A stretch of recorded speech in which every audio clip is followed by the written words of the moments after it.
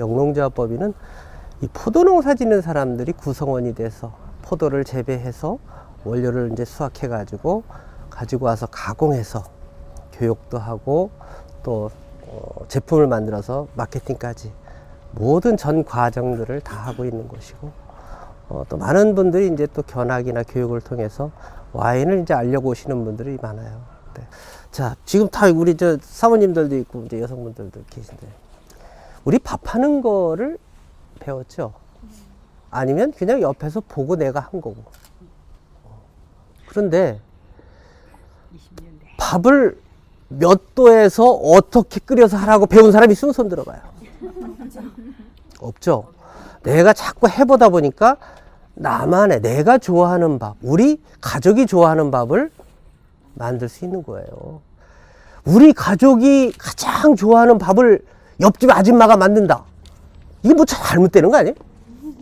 그렇잖아요. 나보다 옆집 아줌마가 우리 가족들이 좋아하는 밥을 만든다. 이상하지 않아요? 그건 잘못된 거예요. 그렇잖아요. 그러니까 이 어떤 맛을 만들어내고 하는 거, 그러니까 어떤 방향으로 갈 건가는 내가 스스로 터득을 해야 된다. 그러나 여기서는, 교육에서는 와인이 어떤 형식으로 어떤 과정을 통해서 만들어지는 거, 그거 자체만 배우시고요. 장비나 이런 시설, 설비 이런 것들은 각 가정이 다 다를 수 있어요. 왜냐하면 똑같을 수가 없잖아요. 어떤 사람은 양은 냄비에다가 밥을 할 수도 있고, 어떤 사람은 쇠솥에다 할 수 있고, 어떤 사람은 압력밥솥에 할 수 있죠. 그렇기 때문에 어떤 용기, 그리고 또 아주 비싼 압력밥솥을 살 수 있는 사람이 있는가 하면 그냥 나는 질이 좀 떨어지더라도 그냥 일반 쓰던 솥을 쓰겠다라는 분들도 계시다. 그러니까 어떤 게 좋냐 나쁘다 여기 이거 이제 하지 말아요. 다만 가장 맛있는 밥을 만들고 그 맛있는 밥을 그대로 유지할 수 있는 것은 기계가 좋아야 되고 시설이 좋아야 되고 설비가 좋아야 된다라는 이야기입니다. 근데 그 수준을 이렇게 해라라고는 못하는 거죠. 자기 환경에 맞게끔 설정을 해야 되는 거기 때문에. 그래서 오늘은 이제 포도를 직접 한번 따면서 이게 따는 과정이 쉽지가 않구나 하는 것까지 처음부터 느껴야만이 된다는 거예요. 한번 따서 보고 먹어도 한번 보세요. 맛이 어떤가. 와, 완전 좋아. 완전 좋아. 이 머루는 대부도에서 생산된 게 아니라 교육을 위해서 저 파주 삼머루 농원에서 제가 공수를 했어요. 네. 됐습니다. 하세요. 잘하시네.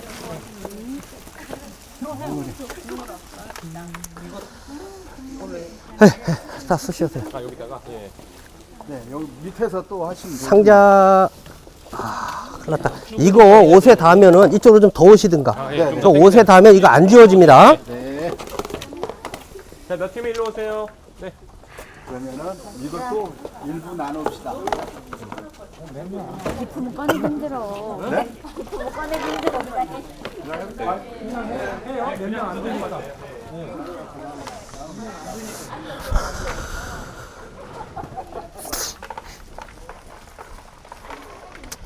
당도가 몇 프로 나올 건가 하나씩 입에다 넣어서 먹어보세요. 알아요. 근데 얼마나 좋은데. 이게 다네요. 먹어봤는데.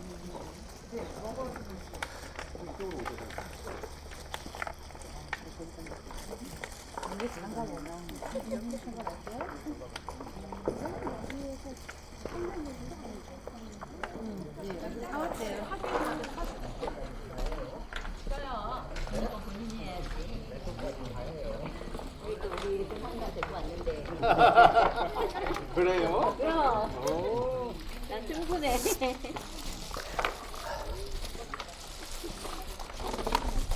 저희 신혼 입으신 분들은 이거 포도 물 딱 한 방울만 튀겨도 지지 않습니다. 좋은 현상이야.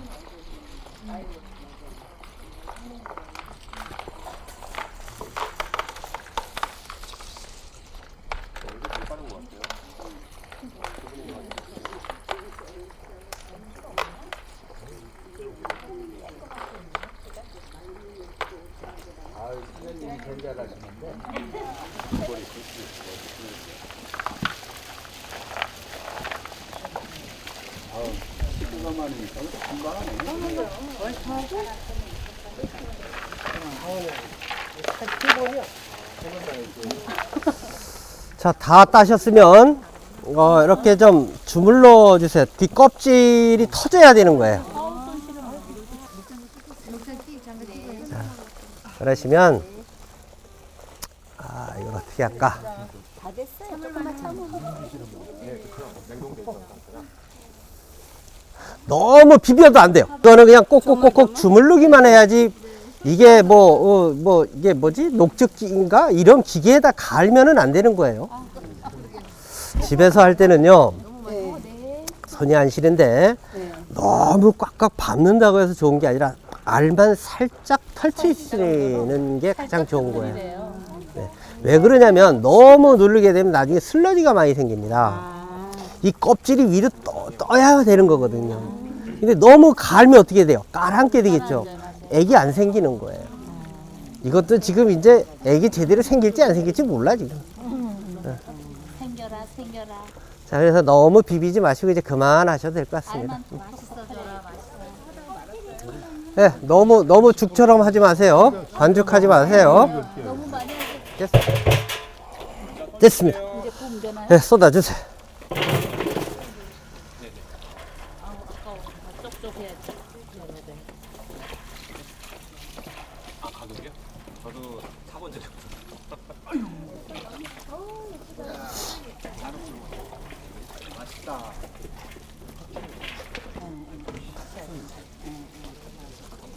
그걸 장갑은 저기다 그냥 또 던져 놓으세요. 네.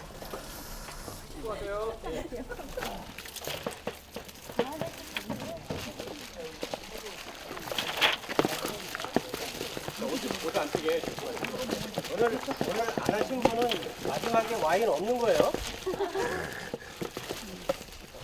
효모는 요 정도면 한 5g 정도면 됩니다. 5g. 네. 이게 효모가 증식이 되는 거잖아요. 균이기 때문에. 그러니까 너무 처음에 많이 넣는다. 그럼 처음에 발효가 잘 되는 것 같지만 서로 싸워요. 나중에 서로 먹겠다고. 그러면 온도가 확 올라가는 거예요. 그럼 어떻게 돼 있어요? 술이 시죠. 그래서 이 온도 관리가 중요하고 효모의 양도 중요하고, 너무 많이 줘도 안 되고 너무 적어도 안 되고, 온도가 너무 낮으면 활동량이 적기 때문에 먹고 싸는 게 알코올을 만들어내야 되는데 먹지를 못하니까 알코올을 못 만들어내는 거예요.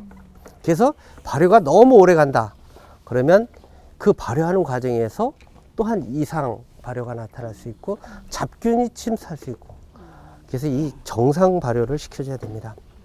그래서 여기에서 내일 산화방지제 SO2 100ppm을 넣습니다.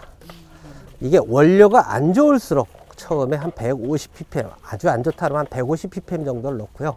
원료가 아주 포도가 좋고 싱싱한 거를 지금 막 땄다 그럼 한 50ppm 정도, 이렇게 정도 넣으면 됩니다. 그래서 SO2를 넣고 그 다음에 일반 그 양조학에서는 효모, 고용 효모를 액에다가 풀어가지고 온도 한 38도 정도 되는 데다가 이 포도즙과 설탕을 넣어서 이 효모를 증식시켜서 넣게끔 이렇게 돼 있는데, 요즘 효모는 아주 강한 효모들이기 때문에 고용 효모를 그냥 위에다 뿌려놓고 그 다음날 섞어주면 발효는 잘 됩니다.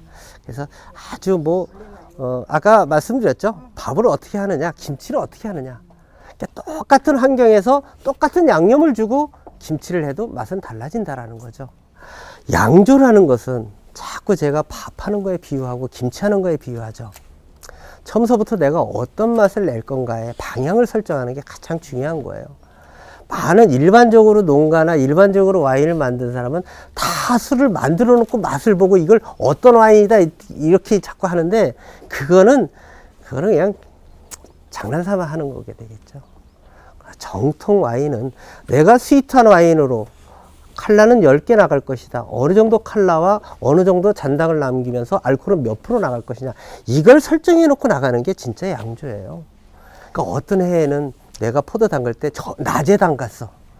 포도를 따가서 낮에 뜨거울 때, 원료가 뜨거울 때 담갔어. 어떤 때는 바빠가지고 저녁 늦게 담갔어요. 아니면 아주 새벽에 담갔어. 그럼 온도 차이가 다르겠죠. 원료 차이부터. 근데 그게 똑같은 방법이라고 했으니 효모가 활동하는 시간과 이런 모든 것들이 다르기 때문에 달리 나오는 거예요. 그래서 이런 큰 양조할 때는 그래도 집에서는 그냥 내가 먹으려고 하는 거니까 다 맛있을 거예요. 이 상품이라는 것은 정말 내가 이 와인을 가지고 상품화를 해서 어떤 수익을 창출하겠다라는 생각이 있다면 내가 좋아하는 맛도 중요하지만 이것을 어느 누구한테 팔 건가, 그 대상에 대해서 어떤 맛을 원하느냐를 빨리 시장 조사를 해서 파악하고 그 대상에 대해서 공격적인 마케팅을 해야 된다. 자, 막걸리를 좋아하는 사람한테 와인을 팔려고 그러면 장사가 되겠어요? 안 되죠. 그럼 어떻게 해야 되겠어요? 막걸리를 와인 맛을 나게. 아니, 와인을 막걸리 맛. 막걸리 맛을 내게 하는 방법을 하나 가르쳐 드릴까요? 와인에다가 효모를 막걸리 효모를 넣으세요. 그러면 나중에 막걸리 맛이 납니다. 효모가 다 달라요. 그래서 이 똑같이 뭐 효모를 어떤 거 넣는지 몰라도 누가 그냥 효모 준다니까 그냥 넣을 수도 있는데, 자, 포도 종류에 따라서 효모가 달라야 돼요. 청포도, 또 이런 캠벨이라든가 뭐 이렇게 뭐 얘기 들어서 까베네 쇼비뇽, 이런 포도 품종에 따라서 또 발효 방법을 어떤 탱크에 쓰느냐에 따라서 효모를 달리 써야 된다는 거예요. 그렇게까지는 공부하기는 어려우니까 일단은 그래도 레드 와인을 담글 때는 레드 와인에 적합한 효모를 쓰는 것이 좋고, 화이트 와인을 만들 때는 화이트 와인의 효모를 적당한 것을 골라서 써야 된다라는 겁니다. 자, 좌우지간 그래서 이렇게 와인을 만드는 과정들이 있는데 지금 요 안에 이제 공정을 투하하고 세미나실로 갈 건데요. 들어가실 때는 여기 발판을 지금 싹 다 좀 비비고 그렇게 하고 꼭 들어가셔야 됩니다. 그리고 안에 들어가셔서는 기계 설비는 좀 만지지 않았으면 좋겠습니다. 지금 병입하려고 바닥도 청소돼 있고 지금 기계도 다 살균해 놓은 상태예요. 그러니까 그거 손으로 만지면 또 해야 됩니다.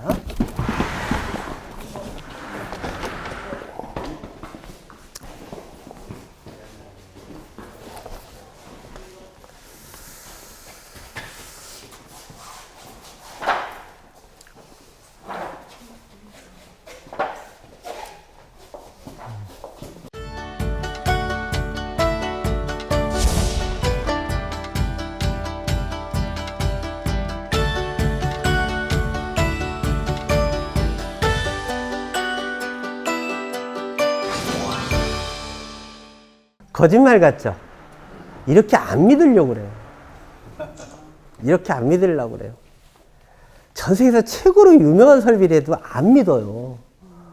왜 제가 최고의 설비를 들여왔을까요?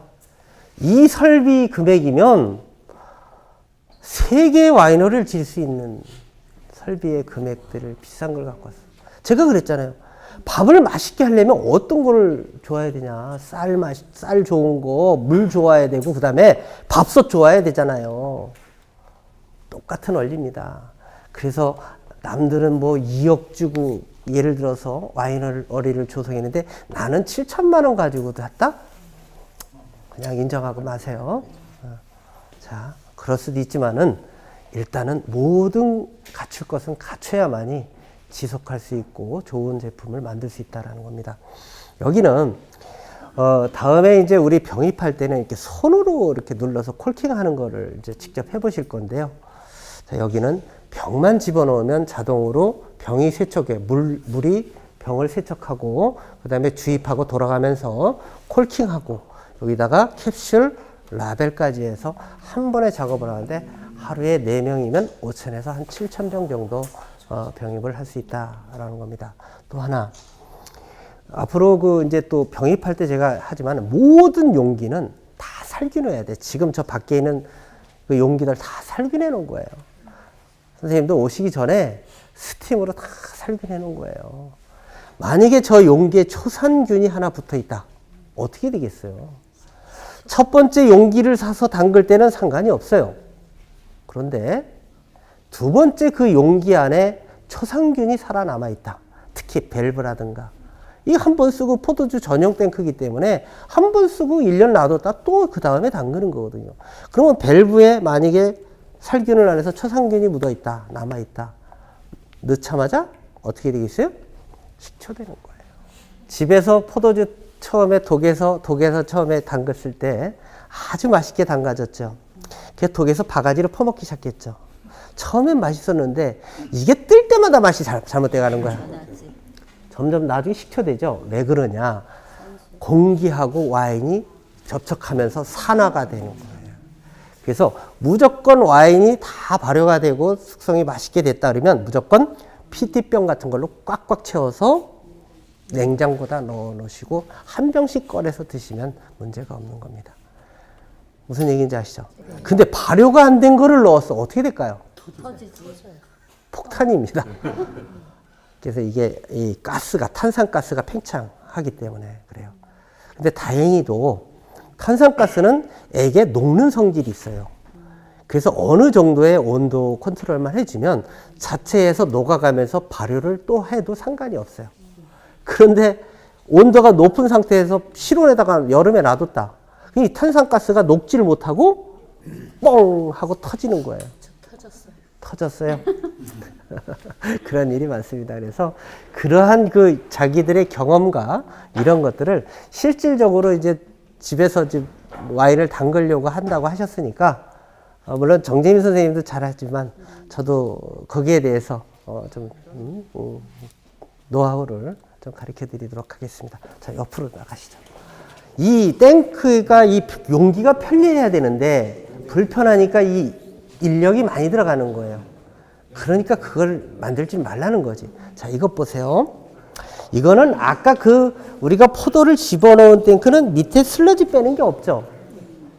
슬러지는 자, 아까 그 상태에서 여기는 저 밖에서 원료를 기계에다 넣으면 포도알을 다 터뜨려서 펌프를 해가지고 여기로 다 들어와요. 펌프를 해서 들어옵니다. 아까 똑같이 손으로 한 것처럼 해가지고 펌프는 포도알이 으깨지지 않고 포도알 살짝 터치면 그대로 이송되는 모노 펌프예요. 이런 일반적인 펌프는 이 돌아가면서 해가지고 갈려서 나옵니다. 그래서 지금 우리나라의 각 농가 형태 와이너리들 가보면 이 설비가 좋지 않으니까 막 갈려서 들어와요. 갈려서 들어오면 아까처럼 액이 생기는 게 아니라 액하고 와인하고 껍질이 분리돼야 이게 양이 많이 나오는데 이게 슬러지가 갈리니까 슬러지가 액 속에 잠기니까 액이 덜 나오게 되는 거죠. 그러니까 손실이 얼마나 되겠어요. 자, 저런 조그만 용기에 들어갔을 때는 액이 얼마 손실이 안 되겠죠. 근데 만약에 10,000리터에서 그 정도의 손실을 본다면 기계값이 없어지는 거예요. 자, 한 병에 2만 원짜리 와인을 만드는데 20리터만 없어진다고 해도 얼마일까요? 근데 웬만한 데는 200리터를 버리고 있다는 겁니다. 그래서 이런 좋은 설비를 갖추면 원가가 그만큼 줄어들기 때문에 좋은 설비를 쓰는 거예요. 비싼 게 좋은 게 아니라 제대로 된 양을 뽑아낼 수 있다. 근데 예를 들어서 지금 우리나라에서 뭐 몇백만 원짜리 와인들이 있잖아요. 판매되는 게. 그리고 이 백화점만 가도 100만 원짜리 와인들이 꽤 여러 개 있죠. 그 한 병에 100만 원짜리를 갖다가 잃어버린다. 어떻게 하겠어요, 여러분들? 이게 바로 설비의 가장 중요한 거라는 거죠. 그래서 제가 전국을 다니면서 자꾸 어떤 못하는 이런 걸로 좀 바꾸셔야 되고 지금 돈이 없어서 못한다면 가장 먼저 할 것은 돈이 생기면 해야 될 것은 이거부터 바꾸는 것이 좋겠습니다. 꼭 바꿔야 돼? 이렇게 하면 기분 나쁘잖아요. 뭐 돈도 없는데 누군 못 바꿀 줄 몰라서 못 바꾸는 거 아니잖아. 그런데 먼저 꼭 자금의 여유가 있으면 이거부터 바꾸시는 게 더 좋은 생산성이 되지 않나 이렇게 이야기를 합니다. 자, 그러면 이 탱크가 왜 전문 발효 탱크가 될까라는 것을 설명을 해드리겠습니다. 이 효모를 넣어서 발효가 시작이 되면 이 균들이 먹고 배설하는 게 알코올하고 탄산가스라고 그랬죠. 이 전문 발효 탱크는 발효할 때 어떤 현상이 일어나냐. 균이 당을 먹고 배설하는 게 탄산가스하고 알코올을 만들어낸다고 그랬죠. 그럼 탄산가스는 버려야 되는 거죠. 그런데 당이 점점 균들이 처음에 적당량을 넣으라는 게 그 균들이 그냥 편하게 먹고 자연스럽게 알코올을 만들어야 되는데 이 균이 처음에 많이 넣었다. 효험을 많이 넣었다 그러면 서로 먹을 게 처음에는 먹을 게 여유 있게 먹는데 3에서 4일 정도 되게 되면 어느 정도 효모들이 활성화가 되기 시작하면 먹는 양이 많아지겠죠. 제 페이스를 찾았으니까. 그러면 서로 먹겠다고 이제는 점점 당은 줄어드니까. 그러니까 나중에는 서로 먹겠다고 치고받고 싸우게 되면 사람이 치고받고 싸우게 되면 어떤 현상이 일어나죠? 이렇게 네? 자, 바로 그겁니다. 싸우면 열이 나죠. 온도가 확 올라가죠. 그러면 어떻게 현상이 되냐? 술이 신 거예요. 산이 확 올라가요. 그래서 이 탱크에 이런 거 있죠. 지금 위에만 요게 살짝 가느다란 파이프라인입니다. 그래서 온도를 내가 예를 들어서 레드와인을 만드는데 책에서 보면 뭐 23도에서 25도 정도를 맞춰야 된다. 28도 이하는 잡아줘야 된다라고 하는데 내가 그냥 한 22도 정도의 발효를 좀 느긋이 하고 싶다. 아니면 20도에 좀 느긋이 하고 싶다라고 한다면은 어떻게 해야 되냐면 저쪽에 보면은 냉각기가 있어요. 개싸움 하는데 말리기 가장 쉬운 게 뭐였죠? 물 뿌리는 거예요. 찬물. 그것처럼 똑같습니다. 이 안에다가 이 파이프를 이렇게 해서 하는 그런 방법도 있는데 그렇게 하게 되면 나중에 슬러지 작업이라든가 이런 거 하는 게 상당히 그래서 이거는 아주 현대식으로 최고의 설비라는 게 바로 여기에 있는 거예요. 그래서 이런 좋은 설비는 내 맘대로 온도 컨트롤을 통해서 내가 원하는 맛을 낼 수 있다는 게 가장 큰 장점이라는 거죠. 자, 그러면 발효는 얼마 정도를 시켜야 될까? 발효는 얼마 정도 시켜야 될까요? 자, 정상적인 발효 같은 경우에 한 20에서 25도 정도의 발효를 끝까지 시키려면 한 4주 정도가 소요됩니다. 그리고 좀 온도를 낮출수록 발효 기간은 길고 온도가 높을수록 발효 기간은 짧고 이렇게 이제 되는 거죠. 그래서 지금 보면 거의 저희 같은 경우는 한 4주에서 6주 정도의 발효 기간을 두고 갑니다. 아주 그 발효, 끝까지 발효가 되려면 한 6주 정도를 잡고 있는 거죠. 저는 될 수 있으면 조금 발효를 늦추는 경우입니다. 왜냐하면 이 캔베럴리, 여기서는 지금 제가 와인을 만드는 거는 캔베럴리하고 청수인데 청수는 그렇게 많지 않고 거의 다 캔베럴리 가지고 화이트 와인도 만들고 로제도 만들고 레드도 만들고 이러는 상황인데 이 캔베럴리의 포도의 장점은 뭐냐면 거의 생과용으로 나왔고 산도가 높은 거기 때문에 일반적으로 화이트 와인의 장점인 산도, 충분한 산도를 갖고 있어요. 산도 있는 와인들은, 화이트 와인들은 조금 이 시간을 저온으로 해서 조금 늦게 발효를 시키는 것이 깔끔한 맛이 나옵니다. 다만 껍질을 좀 빨리 건져내면 되는 거거든요. 껍질을 끝까지 늦게 놔둬도 되고, 그러니까 껍질을 언제, 온도를 몇 도에서 발효시키고 껍질을 빨리 꺼내고 늦게 꺼내고 이런 거에 따라서도 맛은 전혀 다르게 나온다는 거예요. 그러니까 내가 원하는 것을, 그래서 그런 것을 통해서 제품 개발을 하는 것이고, 그러니까 지금 제가 가르쳐 드리는 건 각자 똑같이 가르쳐 드려도 맛은 다 다르게 나와요. 그렇게 제품 개발하는 거예요. 그리고 저 안에 건 저장 탱크입니다. 그래서 여기 이 맨홀은 뭐냐면, 자, 포도가 발효돼서 꼭대기에 다 뜨죠? 네. 외국에 가면 한 30m 높이의 탱크들 가면요, 이 껍질이 올라서 굳으면 사람이 거기서 뛰어다녀도 안 빠져요. 이 층이 두꺼워서. 저희 것도 마찬가지예요. 요 정도인데도 사람이 위에 올라가도 안 빠져.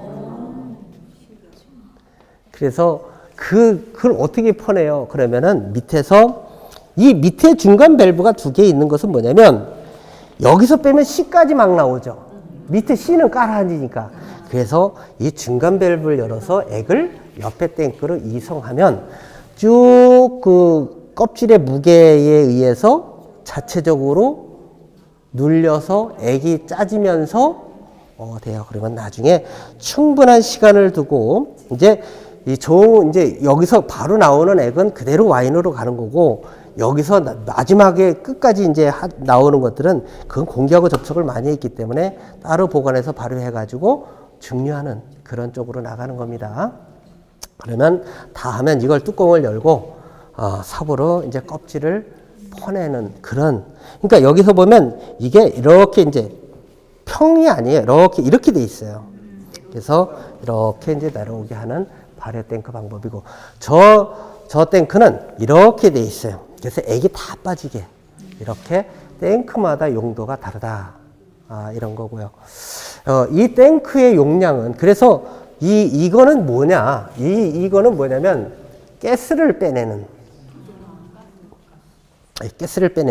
그런 용도로 쓰거나, 아니면 이 처음에 포도를 펌프를 통해서 밸브를 통해서 하는 거고, 두 번째는 이 껍질이 계속 뜨면은 칼날을 짙게, 레드 와인은 칼날을 짙게 해야 되니까 자꾸 이 껍질이 뜬 것을 자꾸 침전해줘야 돼. 하루에 2번 정도. 그러면 모타를 여기에다가 모타 놓고 호스를 여기다 걸고 여기다 해서 자동으로 펌핑이 하면 위에서 휙휙휙 돌아가면서 액을 충분히 적셔주고 하는 거예요. 그것을 최소한 열흘 정도는 반복해줘야 껍질에 있는 칼라가 다 빠져나온다라는 겁니다. 그건 포도에 따라 달라요. 열흘, 20일 이렇게 하는 것도 있고요. 그런데 꼭 이런 방식의 그 탱크만 있는 것이 아니에요. 이거는 액을 위에서 뿌려가지고 이 액 속에 껍질을 침전시키는 방법인데, 그냥 저런 아까 그 탱크 있잖아요. 그런 것은 그냥 위에서 눌러가지고 액에다 넣는 거. 그런 탱크들도 있습니다. 오픈형 발효 탱크들. 그러면 큰 이렇게 눌러주는 이런 쟁반 이렇게 해가지고 오픈돼 있으니까 거기에 맞는 이런 뚜껑처럼 해가지고 유압으로 착착 눌러주고 가는 그런 설비들도 있다. 그래서 똑같은 설비만 있는 게 아니에요. 근데 그런 탱크는 또 그 나름대로의 장점이 있다라는 겁니다. 어떤 게 좋다라고 표현을 못 해요. 그래서 발효하는 방법은 여러 개 있으니까 그냥 가정에서는 그냥 통에서 있다가 뜨면 아침 저녁으로 주걱이 아니 국자 같은 걸로 그냥 눌러서 막 휘저으면 안 되고, 휘저으면 슬러지가 생긴다고 그랬잖아요. 그리고 균이 화를 내요. 화를 내면 어떻게 된다고요? 열이 나죠. 열 나면 어떻게 돼요? 제품이 달라지는 거예요. 그래서 항상 와인을 할 때는 너무 압을 주고 힘으로 막 하고 이렇게 하면 안 된다는 겁니다. 살짝 이렇게 해서 모든 자, 이거는 이제 탱크 이 2개만 지금 비웠고 나머지는 다 찼어요. 그래서 이제 병입 올해 판매될 거는 이제 병입을 다 다음 주부터 할 건데요. 이거는 이제 10,000리터가 조금 넘어요. 그래서 750ml로 14,000병, 375ml로 28,000병 정도 나옵니다. 그래서 지금 다른 거는 이제 다 꽉꽉 찼죠. 저런 거는 지금 게이지예요, 이게 얼마 있나 닥터 보는데 요것만 저 하반기 조금 떨어졌고 나머지 다 꽉꽉 차 있어요. 그리고 숙성시킬 때는 조금 다리 아파도 좀 더 해야 되겠다. 저도 지금 허리 엄청나게 아프거든요. 숙성의 개념은 뭐냐? 숙성의 개념은, 자, 자녀 있으시죠? 네. 인간의 구조를 만드는데 몇 개월 걸렸습니까? 10개월 걸렸어요. 10개월 걸렸죠. 와인을, 알코올을 만드는 데는 4주면 아니면 6주면 다 만들죠. 자, 아이를 출산했을 때 많은 사람들이 이 아이가 정상적인 인간일까 아니면 미완성의 인간일까? 미완성의 인간이죠. 그래서 안정되게 정착하기 위한 기간을 성장기간, 성숙기간이라는 거예요. 성숙이나 숙성이나 같은 이야기죠. 성숙이나 숙성이나 똑같은 얘기입니다. 처음 알았어요? 그래서 안정화를 시킨다라는 개념으로 봐야 되는 거예요. 처음에 발효가 끝나는데 맛을 보니까 맛이 있어요, 없어요? 맛이 없죠. 맛이 없죠. 그러니까 맛을 내는 기간을 숙성 기간이라고 그러는 거예요. 그러면 숙성 기간을 어느 정도를 잡는 거냐? 품종에 따라서 다 다르지만 기본적인 원칙은 내가 병입해서 내보냈을 때 소비자가 이 정도면 괜찮다라고 느낄 때, 그러면서 계속 병 속에서 맛이 좋아지다가 그때는 숙성 기간은 지난 거예요. 그건 맛을 가장 좋은 표현을 하는 기간이라는 거죠. 자, 하나만 물어볼게요. 자, 모든 사람이 마시는 건 음료죠. 그런데 음료 중에 알코올 음료와 비알코올 음료가 나눠지죠. 자, 알코올 음료 여기서부터 지금 몰라서 이게 탈이 나는 거야.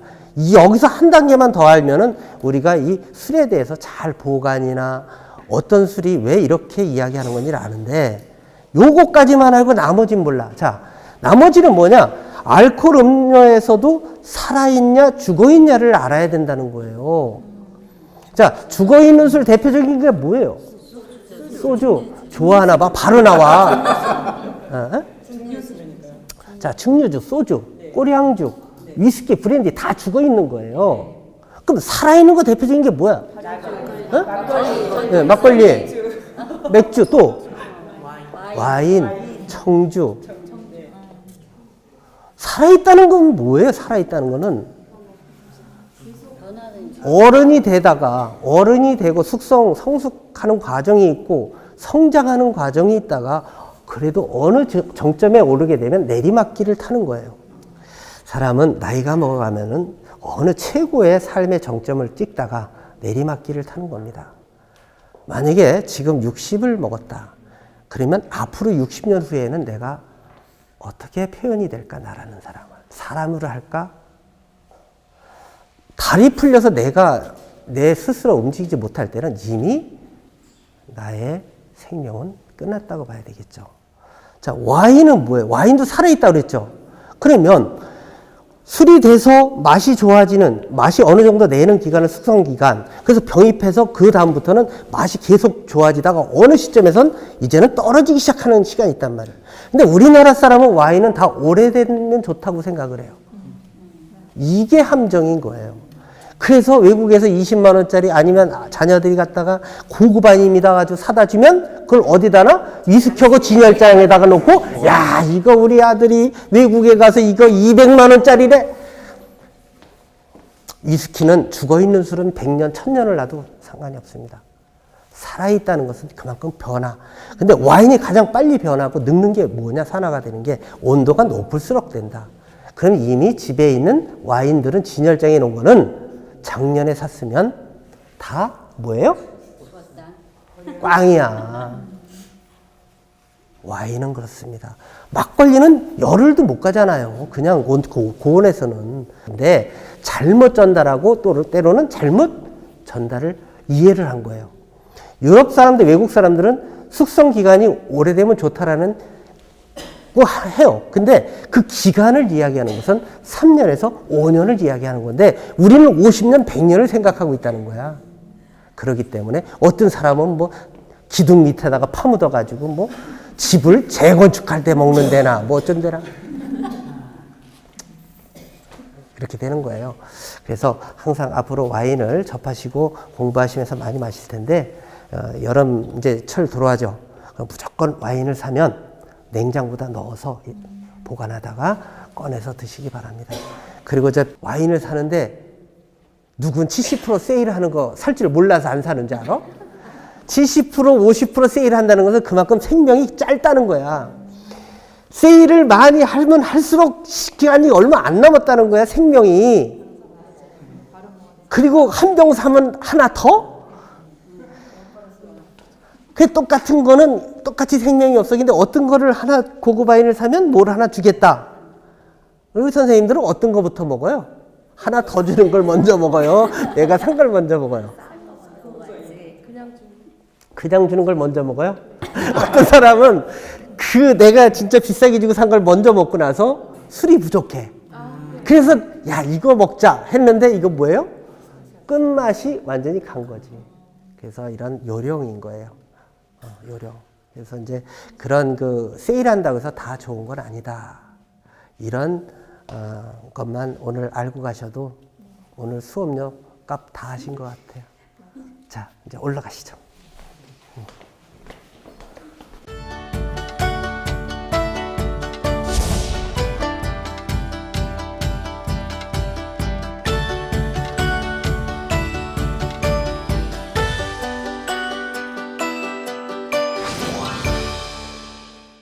자, 이 지구상에서 원한다는 것은 뭐냐면 모든 우리가 원하는 것은 환경에 의해서 우리가 필요하기 때문에 원하는 거예요. 원초적인 것은. 그렇죠?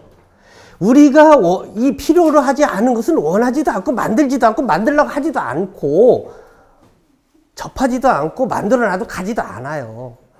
그런데 우리가 원하기 때문에 모든 것이 필요한 거예요. 근데 이 환경이 이 지구상에서 각 나라마다 지역마다 넓은 땅을 가진 중국 같은 경우에는 지역마다 환경이 다르기 때문에 지역마다 원하는 게 달라.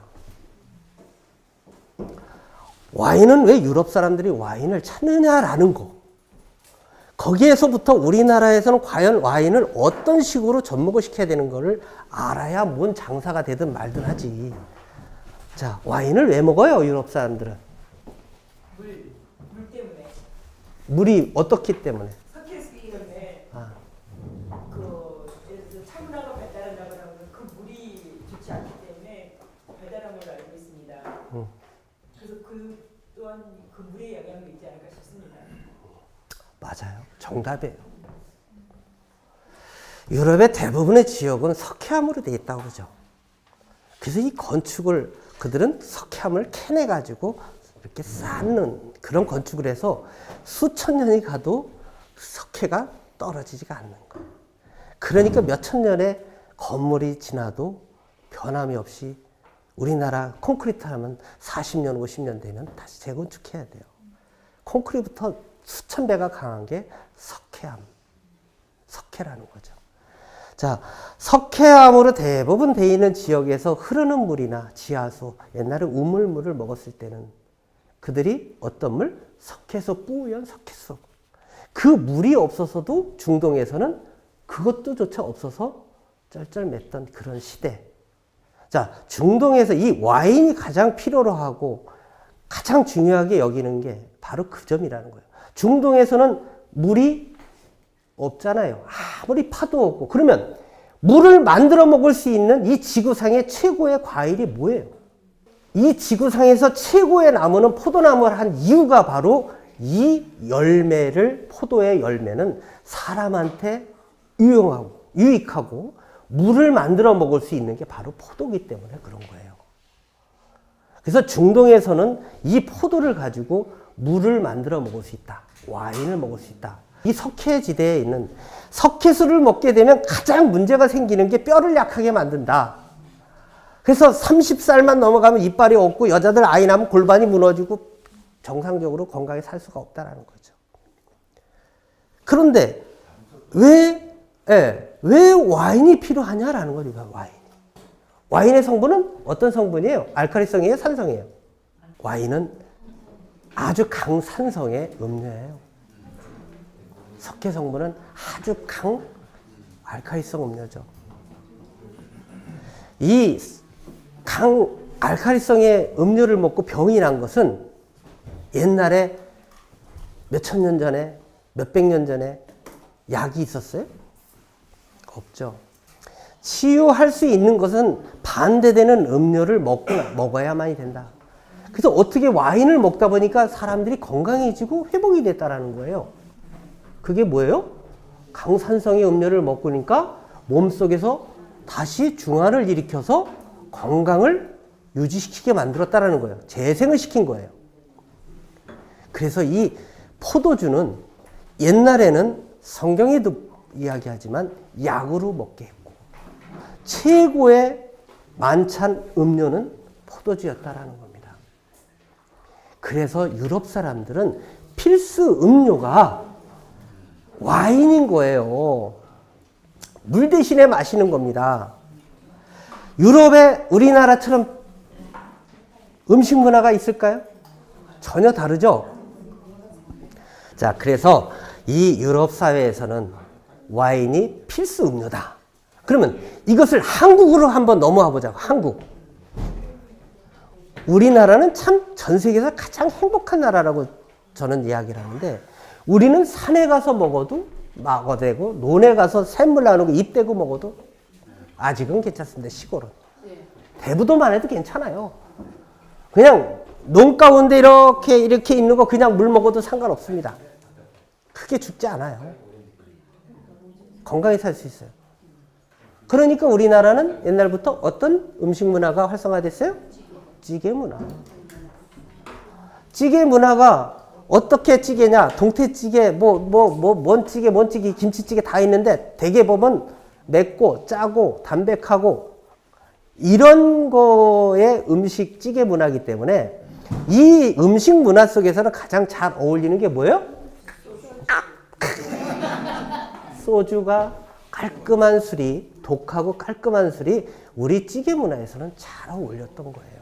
그래서 옛날부터 우리나라는 지금 전통주라고 하는 우리 술은 증류식 소주가 옛날부터 대대로 발달해온 나라다라는 겁니다. 무슨 얘기인지 알죠? 네. 그래서 우리나라는 솔직히 와인 안 먹어도 건강히 살 수 있는 나라다 이런 얘기입니다. 와인 하면서 이런 얘기하니까 다만 소주라는 알코올 음료는 노화를 촉진시키고 중독성을 주는 겁니다. 와인의 성분은 포도의 성분, 그냥 포도만 먹어도 좋아요. 꼭 와인, 양주 안에서 먹어도 돼요. 근데 요즘은 우리나라는 양주, 술에 포도주 문화가 들어오다 보니까 포도주가 좋다고 하니까 무조건 좋은 줄 알고 이거는 생과로 먹어도 될 걸 술로 퍼먹고 있다는 거야. 우리나라에는 그래서 여태까지 양조용 포도 품종 개발을 해본 적이 없어요. 이 국가적으로 정책적으로. 그렇죠. 이걸 모르고 우리나라는 포도 품종이 어쩌느니 저쩌느니 뭐가 안 좋으니 안 좋긴 뭐가 안 좋아. 생과만 먹어도 건강하게 살 수 있는 나라. 뭐 술이 좋아? 건강이 좋다고? 건강이 좋으려면 진짜 그 돈으로 에이 진짜 나 화나 진짜 어떤 때는. 그래서 이 포도의 성분은 사람한테 엄청나게 좋은 유익한 성분을 갖고 있다. 그래서 포도 생과를 먹어도 좋고 포도즙을 드셔도 좋고. 근데 알코올 음료를 좀 즐겨야 되는 그런 술이 좋은 분들은 차라리 소주를 드시는 것보다 와인 한 잔씩 하는 게 훨씬 더 좋다라는 겁니다. 개념은. 왜 레드 와인은 떫게 만들까요? 포도 껍질에서 나오는 탄닌 성분 때문에 떫어진다고 생각해요. 아주 옛날부터 그렇게 떫은 품종으로 술을 만들었을까요? 유럽 사람들이? 옛날에 안 먹어봤어요. 노아가 방주 이후에 노아가 포도원을 조성해서 포도주를 먹고 술에 취해서 잤을 때 그때 당시에 포도가 지금처럼 떫었을까라고 생각해 보세요. 그때는 포도주를 먹기 위해서가 아니라 생과를 위해서 포도 농사를 졌다라는 거죠. 유럽 사람들도. 근데 이 양조를 통해서 우리가 마셔보니까 건강이 회복되고 좋아지니까 이제 생과보다는 양조를 통해서 와인을, 포도주를 얻기 위해서 농사를 짓기 시작했죠. 그러다 보니까 맛이 계속 변하는 거예요. 어떻게 변해? 원하는 맛으로. 지금 떫은 레드 와인으로 변했다. 떫은 레드 와인을 만드는 것은 뭐예요? 아까 나왔잖아요. 음식과의 조화 때문에 했다. 음식과의 조화? 그거는 음식과의 조화 때문이 아니라 음식을 먹기 위한 필수적인 맛이에요. 그런데 이 느끼한 맛을 입안에서 없애주려면 뭐냐? 떫은 맛밖에는 안 된다라는 거예요. 단맛도 안 되고 신맛도 안 되고 오로지 떫은 맛만이 그것을 해결해 줄 수 있다 라는 겁니다. 그러면 우리나라는 와인의 맛을 어떤 맛으로 가야 될까? 라는 거죠. 우리나라 음식 속에서 우리나라 사람이 좋아하고 우리나라 사람의 입맛에 맞는 와인의 맛은 어떤 식으로 가야 될까라는 거죠. 여기에서 이제 와인 양조를 어떻게 해야 되느냐가 나오는 거예요. 무작정 내가 어떤 맛을 내겠다가 아니야. 저는 돈을 벌어야 되는 사람이잖아요. 수익을 창출해야 되는 사람인데 무작정 내 마음대로 와인을 만들어서 팔면 팔리겠어요? 우리 동네 사람한테 이렇게 주고 동네 사람이 맛있다 그러면 그게 돈이 되겠어요? 많은 사람들이 착각하는 게 시작할 땐 가장 가까운 사람한테 야 내가 포도주 만들어 봤으니까 한번 마셔볼래? 일로 와봐. 공짜로 주는데 안 마시는 술이 어딨어? 꽁술인데 다 맛있다고 그래. 그러니까 어깨가 올라가는 거예요. 그러니까 이렇게만 만들면 돈이 될 것 같은 거야. 만들면 그 사람들을 그 시골 사람한테만 팔아야지 도시 사람한테 팔리면 그게 팔리겠어. 아니야. 그러면 우리나라 사람이 가장 좋아하는 맛이 어떤 맛이냐를 한번 생각해 보자 이거예요. 우리나라 사람이 가장 좋아하는 맛이 어떤 맛일까요? 단맛. 두 번째. 자, 새콤달콤한 걸 좋아하는 거예요. 새콤달콤한 걸 좋아하는 그런 입맛. 그래서 이 우리나라의 포도 캔베럴리가 가장 많이 재배된 이유가 새콤달콤하기 때문에 전체 면적의 70%를 차지하는 거예요. 그런데 그 중에서 60%, 70% 차지하는 게 캔베럴리라는 거예요. 왜? 새콤달콤하니까. 우리나라 사람은 거봉 당도가 높죠? 거봉보다 당도 높은 게 수십 가지나 돼요. 거봉은 한 번 먹고 배가 부르면 질려서 더 이상 안 먹어요. 단맛만 있기 때문에 느끼해서 못 먹는 거예요. 캔베럴리는 아무리 당도가 올라가도 산도를 유지시키는 거예요. 그러니까 제가 캔베럴리에 빠져서 지금 계속 캔베럴리 가지고 와인을 개발하고 있는 거예요. 당도 우리나라 장 맞아서 뭐 당도가 안 오른다고? 앞으로 그런 얘기하는 사람이 있으면 저한테 데려와. 엉터리 같은 이야기로 한국의 우리나라 포도의 환경을 갖다가 낮춰놓고 있고. 캔베럴리라는 품종은 당도가 많이 안 올라가는 품종이에요. 원래가 그냥 평균 한 16, 15, 16 나가는 그런 포도 당도의 품종이란 말입니다. 왜? 생과용이기 때문에. 자, 바꿔 얘기할게요. 우리나라의 장마가 어떤 현상을 가져줄까? 우리나라 환경에. 장마가 필요할까요? 필요가 없을까? 필요하죠. 우리나라는 꼭 필요한 나라. 3년 동안 지금 평균 강수량 이하라 지금 가뭄으로 물 안 나오는 데가 엄청나요. 지금 대부도 같은 경우는 3년 동안 비 내린 게 옛날에 1년 내린 것보다 못해요. 그래서 논에 모를 못 꽂고 있어. 자, 그러면 평균적으로 장마가 왜 필요하냐라는 겁니다. 그리고 포도에 영향을 끼치는 거. 자, 성장기 때는 물을 충분히 먹어야 돼요. 학생 때 잘못 먹으면 늙어서 고생하는 거예요. 그래서 자녀들한테 성장할 때 엄청나게 먹이려고 하고 좋은 거 먹이려고 하고 오바해서 영양제 주고 소고기 사주고 돼지고기 사주고 너무 많이 먹어서 이렇게 돼. 그래도 문제지만 못 먹는 게 더 문제예요. 먹는 것보다. 성장기 때는 충분히 먹어야 돼요. 자, 그러면 우리 지금 노지 포도를 기준으로 해서 대부도의 환경과 장마를 비교해 볼게요. 자, 여기는 노지포도, 대부도의 노지포도가 순이 나오는 시기가 4월 21일 날 순이 터져요. 그 전후로 일기에 따라서 한 3, 4일 정도 왔다 갔다. 꽃이 피는 게 5월 20일에서 이제 좀 햇빛이 잘 받는 데는 5월 20일 저쪽 지금 남동 쪽에는 벌써 꽃이 피고 있어요. 우리는 아직 꽃이 안 피고 있죠. 5월 20일에서 5월 말일까지 꽃이 피기 시작합니다. 6월 20일 정도 되면 포도가 수정이 돼서 콩알만해집니다. 거기부터 8월 중순까지 알이 계속 커지는 기간이에요. 이게 성장기라고 하는 거예요. 그러면 이 성장기에서는 햇빛을 좀 덜 받아도 상관이 없어.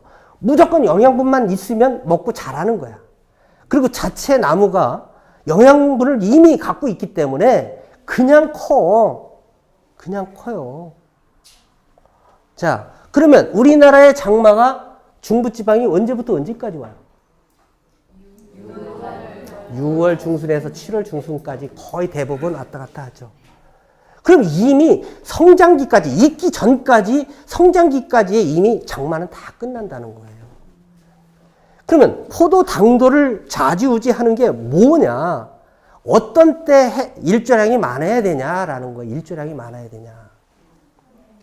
숙기의 일조량이 많아야 되는 거야. 그래서 이 햇빛 햇빛을 잎이 받아서 광합성 작용해서 뿌리를 통해서 영양 성분을 해서 최고의 영양분을 주었을 때 포도 당도가 팍팍팍팍 올라가는 건데 대부도는 8월 말서부터 9월 달 비가 안 와요. 너무 안 와서 관주를 해주고 있어요. 지하수. 장마하고 무슨 상관이 있다고. 그리고 우리나라는 장마 때 물을 저장했다가 사용해야 되는 나라입니다. 이렇게 중요한 가장 좋은 환경의 장마를 갖다가 안 좋게만 본다라는 거예요. 왜 안 좋게 봐, 이 장마를? 우리나라의 환경 속에서 가장 중요한 그 장마 우기 기간을 왜 그걸 나쁘다고 표현하냐 이거예요. 우리가 가장 필요한 게 장마인데 그때 물을 저장 못하면 우리나라는 1년 12달 매번 고생을 하게 돼 있는 거예요. 여러분, 선생님들 집에서 화단을 안에다가 키우는 거 하고 밖에다가 비를 맞춰서 키우는 거하고 생각을 한번 해봐요. 집 안에서 키우는 것은 물을 주죠, 수돗물을. 그러면 거기다 영양분을 주지 않으면 자라질 않아요. 밖에다가 놔보세요. 비만 맞으면 쑥쑥 자라요. 질소 성분이기 때문에 그런 거예요. 비가림을 한다는 것은 뭐냐면 비를 안 맞아야 병을. 그러면 노지에서 1년에 한 15번 정도 약을 쳐야 되는데 거기는 5, 6번이면 끝나요. 비가림의 장점은 순이 빨리 나오고 늦게 익어요. 그래서 이 숫기가 길어서 당도가 좀 높게 갑니다. 그리고 껍질이 얇아져요. 그래서 사람들이 먹기가 좋아요. 그래서 그러는 거예요. 거기다 비가림했죠? 봉지 씌웠죠. 자, 봉지를 안 씌우고 노지 상태에서 그대로 재배된 건 껍질이 상당히 두꺼워요. 포도주는 오히려 그게 나아요. 칼라도 진하고 향도 풍부하고. 근데 이런 농약이나 벌레 해충 이런 부분 때문에 어쩔 수 없이 항균 봉지를 씌우는 거예요. 그런 장점은 좀 단점으로 변할 수 있어도 일단은 안전한 와인을 만들자라는 거죠. 괜찮지 않아요? 자, 오늘은 이제 장시간 이렇게 정말 경치에서 감사드리고요. 오늘은 여기까지 마치고 피곤하신데 잘 돌아가시고 와인 한잔 하실 분도 정말 남으셔도 됩니다. 저거 한잔 하고 다음에는 혹시 좀 좀 환경이 조성이 된다면 차를 좀 같이 타고 오세요. 그래서 와인 한 잔씩들 좀 하고 가실 수 있도록 이렇게 하셨으면 좋겠거든. 오늘 너무 수고하셨고 건강 잘 챙기세요. 그래서 다음 남주는 빠지면 안 돼. 하여튼 오늘 수고 많으셨어. 고맙습니다.